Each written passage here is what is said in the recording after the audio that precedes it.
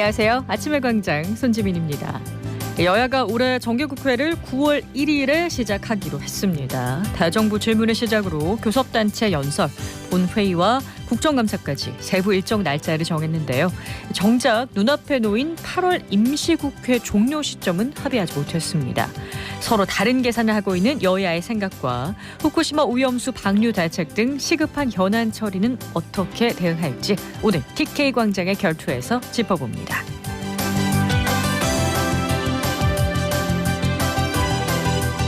(8월 20일) 화요일 아침의 광장, 오늘도 시사비타민 알차게 챙겨드립니다. 대구 경북의 조간 브리핑부터 함께 하도록 하겠습니다. 오늘 아침 뉴스 매일신문 김윤기 기자 스튜디오에 나와 계십니다. 안녕하세요. 예, 안녕하세요. 네, 첫 소식부터 좀 전해주시겠어요? 예, 대구경찰이 올 상반기 마약류 범죄 집중 단속 결과 500명 가까운 인원을 검거했습니다. 이 중 10대와 20대가 200명이 넘어서 마약 사범들이 특히 젊은 층에서 많이 늘고 있는 걸로 나타났습니다. 대구경찰청은 지난 3월부터 마약류 제조나 밀수 등 공급 사범, 클럽이나 유흥업소, 또 인터넷 다크웹 등을 통한 마약 유통, 그리고 양귀비나 대마 불법 재배 같은 마약류 범죄에 대한 단속에 나섰는데요. 494명을 검거해 이 중 83명을 구속했습니다. 이 검거 인원은 지난해 같은 기간보다 74% 늘어난 수치입니다. 와, 수치가 74%라는 엄청난 숫자를 기록을 했는데 적발된 내용에 대한 설명이 있습니까? 예, 특히 10대가 모두 36명이 검거됐는데요. 네. 지난해 같은 기간 5명에 비해 7배나 증가한 건데요. 특히 의사 처방이 필요한 식욕 억제제를 인터넷이나 개인 거래로 구매한 10대 여학생이 많았다고 합니다. 전체적인 검거 유형별로는 투약이나 소지범이 44%였고요. 판매책이 35%, 불법 재배가 19% 순이었습니다. 그리고 유통 경로는 인터넷이 21%였고 유흥업소가 20%였습니다. 건수로는 인터넷과 유흥업소 각각 4배와 8배씩 적발이 늘었습니다. 네, 경찰이 계속 마약 수사에 대한 고삐를 늦추지 않았으면 좋겠습니다. 다음 소식 보죠. 예, 내년부터 4년간 대구 시금고 운영을 맡을 금융기관이 대구은행과 농협은행이 될 걸로 보입니다. 대구시는 지난 6월부터 참여 금융기관을 모집하고 심의를 거친 결과 대구은행과 농협은행을 각각 1금고, 2금고로 사실상 확정했습니다. 1금고는 10조 8천억 원, 2금고는 8,500억 원 규모의 대구시 회계를 취급합니다.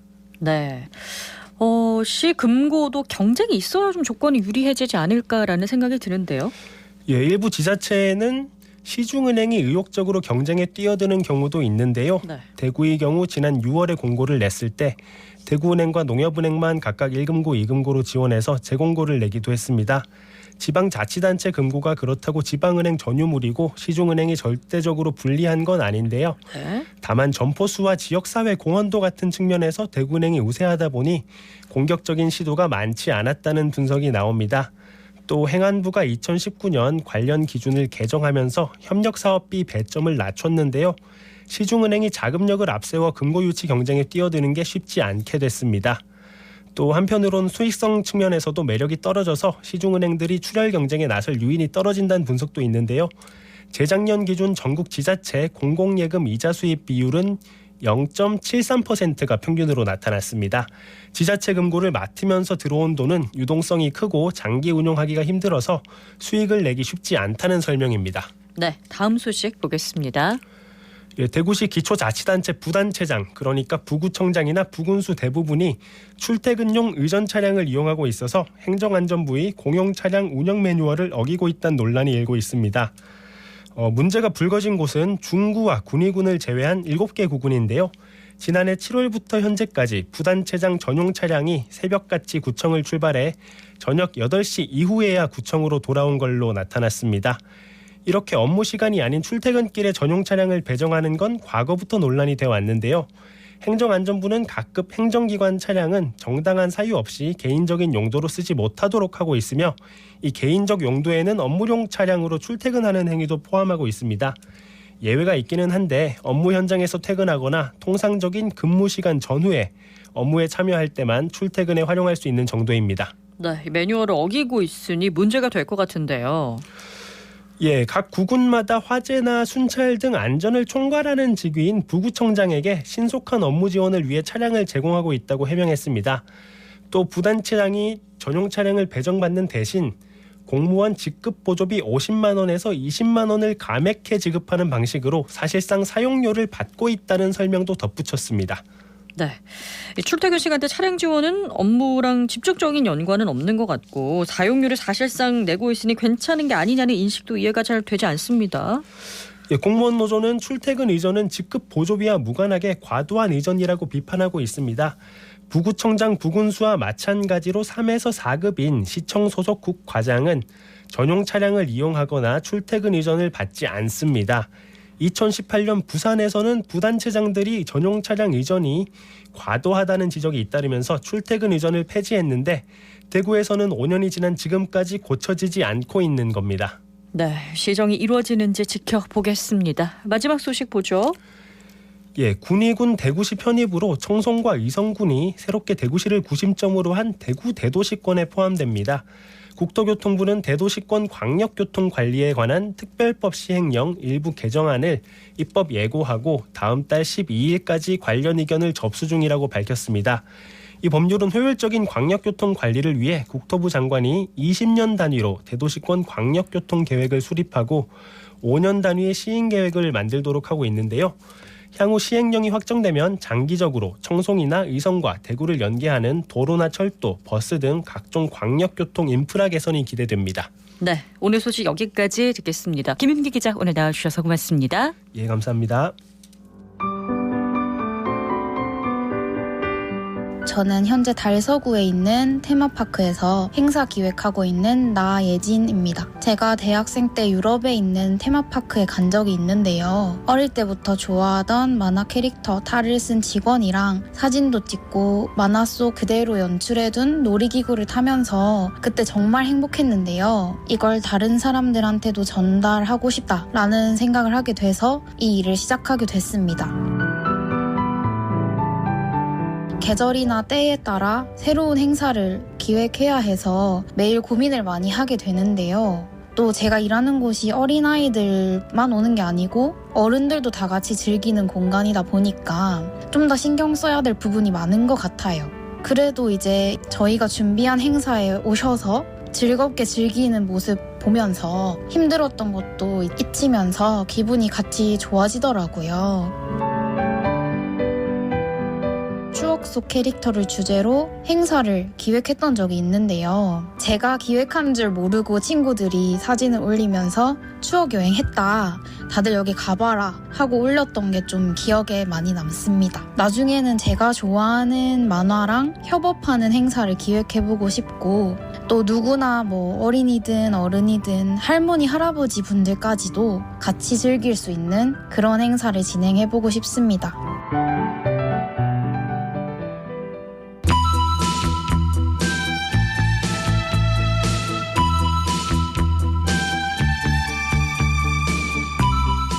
TK에서 바라보는 정치, TK가 바라는 정치. 대구 경북의 다양한 목소리를 펼치는 TK광장의 결투입니다. 정치와 지역 현안을 정조준하는 두 분이죠. 빈틈없는 타격감을 갖춘 정혜영 국민의힘 당대표 특별 보좌역 나오셨고요. 안녕하세요. 안녕하십니까. 대구 발전은 국민의힘이 책임지겠습니다. 정혜영입니다. 네, 날렵하게 야심을 깨우는 강력한 화력을 장착한 분이죠. 민주당 대구시당 강민구 위원장 나오셨습니다. 안녕하세요. 예, 대구 민주당이 발전하면 대구도 발전합니다. 강민구입니다. 네, 오늘 대구의 발전을 염원하는 두 분과 함께 하게 됐습니다. 오늘은요, 먼저 지방자치법 개정 이야기부터 해볼까 하는데요. 올해 3월입니다. 지방의회 인사청문회 운영 규정이 신설이 됐고 최근 대구시의회 운영위원회도 관련 조례를 통과를 시켰습니다. 이 조례 내용이나 실효성에 대해서 좀 얘기를 나눠볼까 하는데 어떻게 보시나요?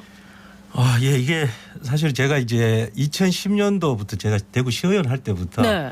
여기에 관심을 가지고 계속 주장을 했는데 당시에 네. 지방자치법이 이제 계류는 돼 있는데 통과가 안 됐어요. 그래서 굉장히 한 10년 만에 이제 통과가 된 것 같고요.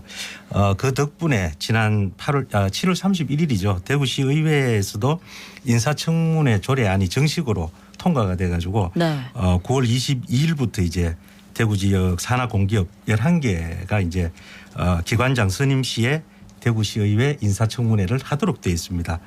사실 자세히 들여다보면 네. 2017년에 제가 대구시청에 정무특보로 있을 때 우리 권영진 대구시장님과 함께 대구시의회와 협의를 협약을 맺어가지고 청문회 부분에 대구는 있어서 5개 공공기관은 이미 실시를 하고 있어요. 한 12차례 실시를 했는데 네. 아직 시민들이 잘 모르시는 것 같습니다. 그렇군요. 예, 금방 말씀하신 것처럼 지방자치법 일부 개정안이 이제 시행되지 않습니까? 조례도 통과를 네. 대구시의회 조례도 통과했고 그러면은 이제 11개 기관 대구의 엑스코, 대구의료원, 신용보증재단, 테크노파크, 대구 디지털혁신진흥원, 대구문화예술진흥원 등 11개는 인사청문회를 할 수 있다. 네. 하도록이 아니에요. 할 수 있다는 거예요. 강제는 근데 아니고 권고사항이죠. 예, 대구시장이 대구시 의회에 요청을 해야 되는데 자기가 요청 안 하면 또 그만해요. 그래서 이게 법적 근거는 마련됐다는 점에서 괜찮다고 보는데 지방의회가 하도록 조금 더 보강을 해야 됩니다. 지방의회가 요청할 수 있도록. 그리고 지방의회에서 부적격으로 판단되면 그거는 또한 뭐 과반이나 3분의 2가 반대하면 임명을 못하도록 해야 되는데 그런 게 아주 없습니다. 규정이 없어서 안타깝고요. 네. 또 더 중요한 것은 지방의원들은 국회의원하고 달라가지고 면책 특권이 없어요. 청문회 같은데 막 국회 같은 데는 막 의혹을 제기 막 하잖아요. 면책 특권이 있어요. 지방의원은 면책 특권이 없어가지고 혹시 비판 잘못하다가 네. 소송 당할까 싶어가지고 아주 조심하거든요. 그래서 의회 내 지방의회 내 면책 특권 또 부여하는 법률 개정이 추가로 좀 더 되었으면 좋겠다 이런 생각을 합니다. 예, 그 부분에 대해서는 저도 뭐 경험이 있습니다. 네. 그래서 사실 지난 한 12차례를 실치를 해보면 지방의회 우리 시의원님들이 사실 그런 부분에서 부담을 많이 가지는 것은 사실입니다. 면책 특권이 없기 때문에. 대구시가 그때 당시에는 아주 적극적으로 뭐 시의원님들께 요청을 뭐 청문회 해달라고 네네. 요청을 했는데도 이게 사실 뭐 좀 강한 타격감은 좀 못 갖춘 게 사실이고요. 그래서 아마 이게 이제 운영의 문제고 아까 말씀하신 그 부분에서 지방의원들도 일정 정도 뭐 개인 사생활 이런 건 아니지만 일정 정도의 면책 특권이 보장되어야 된다 이렇게 생각을 합니다. 네. 요즘 지나가 보니까 권 시장이 잘했는 게 좀 있어요. 현 시장보다는. 그게 딱 우리 정혜영 경제부시장님께서 잘 해주신 덕택이 아닐까라는 생각을 감사합니다. 해보고요. 일단 이제 인사 검증 자체가 좀 촘촘해지고 있는 과정이다 이렇게 봐야 될 것 같습니다. 좀 지켜보겠고요. 자, 한미일 정상회의가 끝나자마자 일본 기시다 총리가 후쿠시마 원전으로 가서 오염수 방류 대책을 확인을 했습니다. 오늘입니다. 방류 시기를 공식적으로 결정을 할 거라고 하는데 자, 우리의 후속 대책이 충분히 돼 있다고 보시는지 한번 얘기 나눠볼까요? 뭐 지금 현재 이제 우리 정부에서는 네. 뭐 방사능 물질 기준치 초과 시에 즉각 방류 중단 요청하겠다. 즉각적으로. 예, 네. 그리고 점검 과정에 우리 전문가가 참여를 요청하는데 이 문제는 이제 그 오염수 방류 점검을 위해서 후쿠시마 원전 내에 이미 그 IAEA가 이제 상설 사무소를 설치해 놨습니다. 거기에 협의해서 이제 참여하는 방법 뭐 이런 네. 것들이 이제 결정이 되어 있고요. 또 최근에는 부산에 이제 업한장에서 즉각적인 이제 24시간 이내에 바로 네. 수산물이 출하되기 전에 그 이제 그 방사능 검사를 해서 결과를 알려주는 그래서 안전성을 좀 확보하겠다는 뭐 그런 내용까지는 준비가 되어 있습니다. 그리고 아마 이게 이제 일본도 마찬가지거든요. 일본에서도 어민들이 어제 이제 기시다 총리를 만나서 안전성이나 뭐 과학적인 안전성에 대해서는 인정한다. 그러나 사회적인 안정 이런 부분에서는 자기들도 불안하니 거기에 대한 특단의 대책을 계속 내놔라. 그러니까 어민들이 좀 불안해한다. 네. 또 이 어업권이 좀 어려워진다. 이런 부분에서 하고 있으니 그건 우리도 지금 계속 챙겨 나가야 될 부분이 아닌가. 그 대신 이제 이걸 괴담화 시켜가지고 하면 네. 할수록 아무런 방류도 안 됐는데 이미 뭐 우리 횟집에 손님은 떨어지고 이런 부분은 좀 없어야 되겠죠. 이런 방금 하신 말씀을 보면 네. 물을 엎질러 놓고 또는 물을 엎지르는 걸 방조해 놓고 이제서 물을 그 다시 그릇에 담겠다 이런 발언이거든요.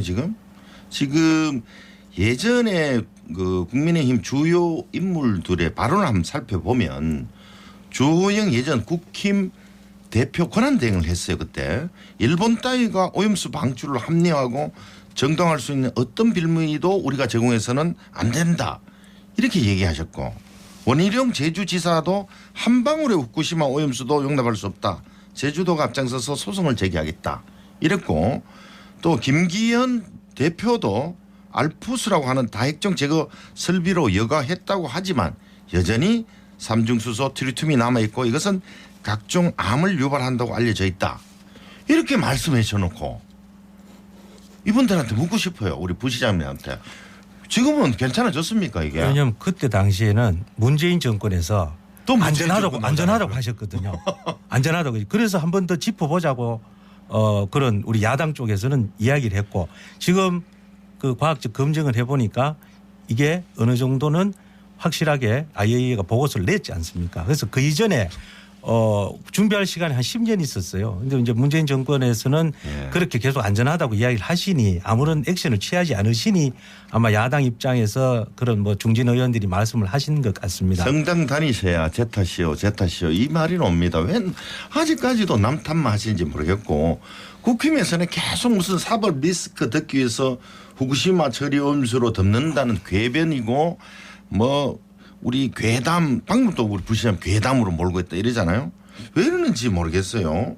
좀 대한민국 국민을 위해서 그러니까 이걸 우리가 여기에서 또 이게 또 제대로 계속 돌잖아요. 야. 이게 참 저도 안타까워요. 이게 과연 이게 이제 방류되고 무슨 일이 일어날지 아무도 모르는데 그게 이제 과학적으로 검증을 해본 사람들이 괜찮다 그러는데 저기서는 아니라고 불을 떼고 그래서 사실 이런 케이스는 저는 옛날에 우리 왜 대구에 위천공단 할 때 뭐 반대해가지고 결국 우리 위천공단 못했잖아요. 그리고 대구가 굉장히 어려워졌는데 지금 낙동강 취수원에 대해서 관심이 있습니까? 그래서 이런 것처럼 정말 관심이 있으면 처음부터 준비를 하셨어야 되는 아니 거고. 취수원은 나는 저 원래 그 권영진 시장 그때 결정했는 거 찬성한다니까요. 일단 근데- 국민 여론을 좀 살펴보면 예. 우리 지역에 동해안 어민들이 많잖아요. 그러다 네네. 보니까 뭐 여론이 사실 좀 부정적인 건 사실이거든요. 네네. 좀 걱정도 많고.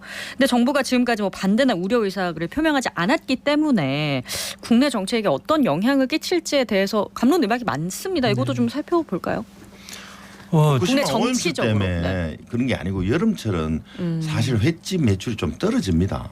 한여름철에는. 또 아니 저게 또 저런 아니, 식으로. 실제로 왜냐하면 나는 이 지난번에 그- 알프스 나오고 지난번에 토론했잖아요. 평상시 6월 차고 달에. 이야기할 때는 정말 멀쩡하신데 이상하게 이 문제만 나오면은 정말 속으로도 저걸 찬성하시면서 저 말을 할까 나는 이런 의문마저 들어요. 우리 의원님.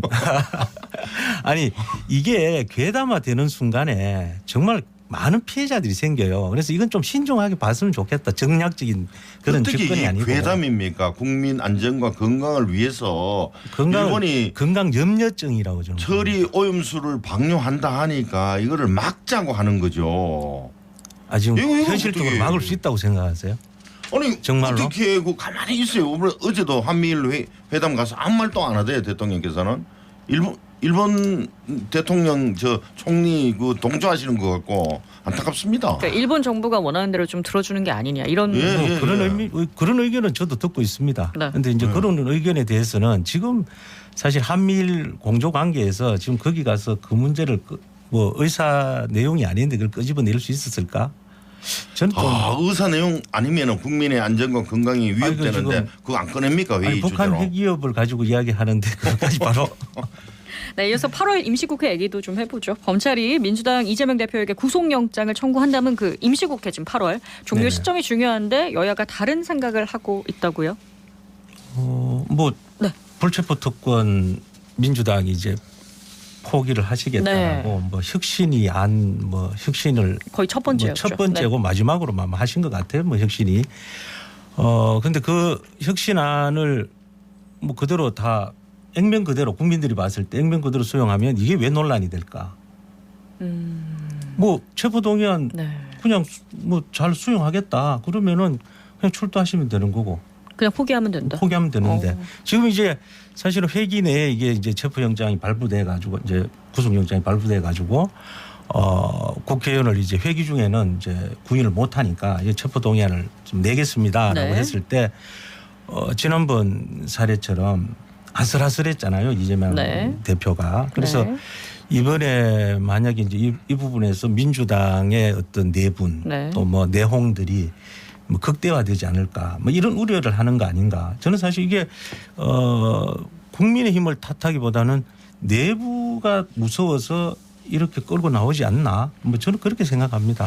자, 이재명 대표께서 불체포 특권 포기했다고 분명히 말씀을 하셨지 않습니까? 지키겠다고 하니까 국회가 열리기 전에 영장을 좀 쳐달라 이렇게 하는데도 그거를 무슨 뭐 또 한동훈 장관은 그 좀 이 경망스럽게 또 대받아 쳤지 않습니까?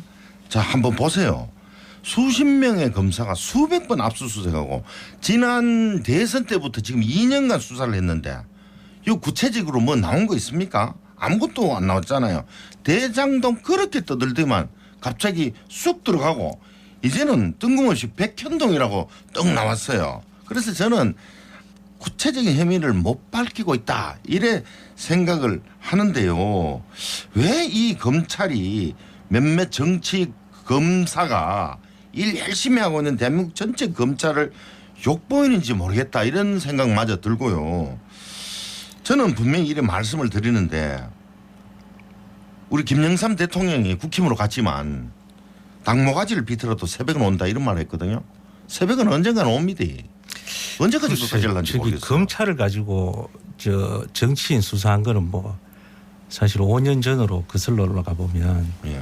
뭐 임기 끝나고 퇴임하신 지 5년이 지난 전임 대통령까지도 결국 끌어내 가지고 구속을 시켜 가지고 징역살이를 하시게 하고 전임 대통령 뭐 바로 뭐 전전 두 대통령을 구속시켜 가지고 이 하신 정권에서 당 대표를 수사를 하는 거 가지고 이렇게 전임 대통령이 뭐 닭의 모가지를 비튼다 이런 이야기는 전임 대통령 다 감방에 가신 분은 다 국힘 소속들입니다. 아니 그러니까 그걸 누가 하셨습니까? 민주당 대통령께서는 그런 분 없잖아요. 아니, 민주당 대통령께서 끌어내리시려고 그렇게 끌어내리신 거 아닙니까? 그래서 그런 부분은 검찰을 욕하시기 전에 이미 검찰로 한번 하신 분들께서 우리나라 고민을 하셔야 검사들이 되지 않나. 대단히 유능하다고 저는 제 친구 그 검사 출신 변호사한테 듣고는 있는데요.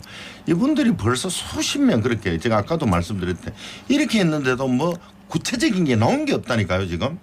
그래서 많은 검사 출신 우리 민주당 지지하지도 않아요. 그건 제 친구 검사도 야 혐의가 없긴 없는 모양이다. 이렇게 오랫동안 뒤졌는데. 아니죠. 그 사이에 중요한 증거를 가지고 있던 분들이 많이 돌아가셨어요. 뭐 압박 때문에 뭐 돌아가셨는데 뭐 정확한 건 저도 모르지만 압박 때문에 돌아가셨다고 하는데 그리고 이번에 백현동 같은 경우에는 사실 건설 좀 아시는 분들은 그 사진 보시면 그게 저 의원님도 그 담당 한번 해보셨지 않습니까? 의회에서 그 허가 나가게 있습니까? 그게 산빛 아래다가 그게 8층 9층 높이까지 옮겨쳐가지고 보는 혐의를 하고 그러니까 의심이 간다는 우리가 얘기죠. 혐의를 이야기하면 괴담이라 하고 왜 가시는지 모르겠습니다. 일단 네, 체포영장이 어떻게 나올지 저희가 한번 지켜보도록 하겠고요. 이동관 방송통신위원장 후보자에 대한 청문회 얘기 좀 해볼까 하는데 청문회는 끝이 났는데 여야 공방이 계속 이어지고 있습니다. 청문회 어떻게 보셨나요? 뭐 먼저 한번 강평해 주시죠. 청문 보고서가 불발되든 채택이 안 말든 되죠. 네. 윤석열 대통령은 뭐 임명한다고 대한민국 국민 100%가 다 알고 있는 사실 아닙니까? 그런데 임명되더라도 계획한 대로 되지 않을 거라고 저는 확신하고 있어요. 모든 일들이 기록됩니다. 지금 방통위원장 정도 되면. 그리고 윤석열 정부 검찰들이 이렇게 했는 것 때문에 일반 공무원 또 부당한 지시 이런 걸 할 때는 다 자료로 증거로 확보해 놓을 거라고 이렇게 생각을 하고 언론들도 호락호락하지 않을 것이다. 몇몇은 동조해 주지만 그래서 본인들 말대로 생각대로 그렇게 되지 않을 거라고 생각하고 있습니다. 그래서 대통령께서나 이동관 방통위원장 지금 현재 후보께서는 일부 특정 과격하신 분 눈높이 좀 눈높이 거기 맞추지 말고 일반 대중적인 국민 눈높이 맞춰가지고 정치 좀 하시라 이렇게 대구에서 말합니다. 서울로. 그 부분에 대해서 이렇습니다. 이게 이 방송이 이런 이제 뭐 언론 장악이다 말다 이런 이야기가 나온 게 아마 2017년 정도부터입니다. 그래서 그때 대통령께서 전임 대통령께서 문재인 대통령께서 공영방송이 무너졌다 이런 이제 멘트를 하시면서 언론 노조가 나가서 이제 우리가 다 끌어내리겠다. 그래서 뭐 당시 이제 MBC 김장겸 사장 뭐 KBS 고대영 사장 이렇게 다 뭐 밀려나고 했는데요. 그래서 아마 그런 부분들이 언론인들 입장에서는 이제 그 이후에 노동조합이라든가 이런 걸 통해서 사실 제가 보기에도 안타까울 정도로 언론사 간에 내부의 인원들 구성원들끼리도 굉장히 흩어져 있고요. 그래서 아마 이런 부분들을 다시 우파 언론으로 만들겠다 이런 게 아니라 좀 더 방송을 좀 더 공정하게 합리적이고 공정하고 그렇게 정상적으로 우파 언론으로 가자. 만들겠다고. 그리고 의혹 제기했다고 YTN 기자를 형사 고소하고 5억 원 손해배상 소송 제기하고 이게 말이 됩니까? 본인은 그보다 더 위에 있어요. 방통위원장이라서. 그리고 본인 파워는 언론 중재위에 제소할 수도 있는데 왜 이렇게 하시나. 지족하시라. 족함을 아시라. 이래 좀 말씀드리고 싶습니다. 그분께. 네, 정무 보고서 채택이자 불발이 됐지만 강 의원님 얘기처럼 방통위원장 임명이 될 것 같은 분위기가 형성이 되고 있으니까 저희가 그 후에 이야기 다시 한번 나눠보도록 하겠습니다. TK 광장의 결투 민주당 대구시당 강민구 위원장, 정혜영 국민의힘 당대표 특별보좌역 두 분과 함께했습니다. 고맙습니다. 네, 감사합니다. 네, 대구와 경북 전 지역에 폭염특보가 계속되고 있는데요. 오늘 늦은 오후에서 저녁 사이 소나기 소식이 있는데 이 찜통더위를 식히지는 못할 것 같습니다. 처서히 내일은 전국적으로 비 소식 있네요. 8월 22일 아침에 광장이 준비한 소식은 여기까지입니다. 오늘도 고맙습니다.